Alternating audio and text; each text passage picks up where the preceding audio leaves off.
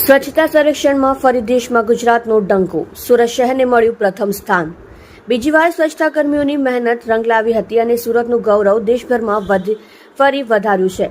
સુરતીઓમાં સ્વચ્છતા અંગે જાગૃતિ અને સ્વચ્છતાના આગ્રહને કારણે બીજી વાર પહેલા નંબરે આવ્યું છે. સ્વચ્છતામાં પ્રથમ ક્રમ મળતા સુરત મહાનગરપાલિકામાં ખુશીનો માહોલ છવાઈ ગયો હતો.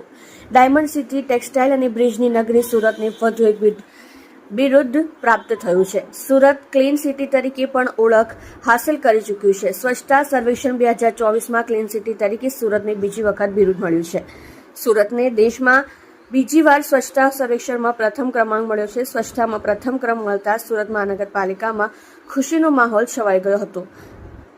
સ્વચ્છતાના આગ્રહને કારણે બીજી વાર પહેલા નંબરે આવ્યો. બીજી વાર સ્વચ્છતા કર્મીઓની મહેનત રંગ લાવી હતી અને સુરતનું ગૌરવ દેશભરમાં ફરી વધાર્યું છે. સુરતીઓમાં સ્વચ્છતા અંગે જાગૃતિ અને સ્વચ્છતાના આગ્રહને કારણે બીજી વાર પહેલા નંબરે આવ્યો.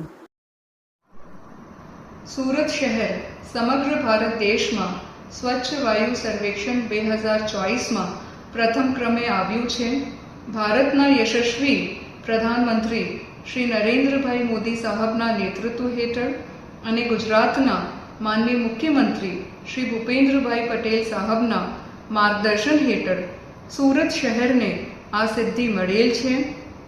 કેન્દ્રીય મંત્રી શ્રી CR પાટીલ સાહેબ, સુરતમાંથી રાજ્ય સરકારના મંત્રીશ્રીઓ, મેયરશ્રી અને પદાધિકારીશ્રીઓ, MP શ્રીઓ, MLA શ્રીઓના સતત માર્ગદર્શન અને સહકારથી સુરત શહેરને આ ઉપલબ્ધિ મળેલ છે. સુરત શહેરની વહીવટી ટીમને પણ હું અભિનંદન પાઠવું છું. આ ગૌરવ સુરત શહેરના લોકોનું ગૌરવ છે. સુરત શહેરના લોકોને એક્ટિવ પાર્ટિસિપેશન, એમનું એક્ટિવ ઇન્વોલ્વમેન્ટ અને એમના સાથ સહકારના કારણે સુરત શહેરને આ ઉપલબ્ધિ મળેલ છે.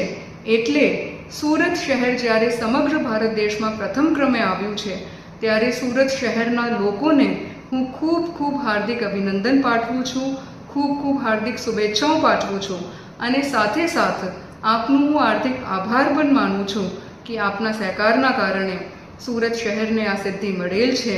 ભવિષ્યમાં પણ એવી રીતે નવી સિદ્ધિઓ સુરત શહેરને મળે અને આપનું સાથ સહકાર અમને સતત મળતું રહે એવી અપેક્ષા પણ રાખું છું.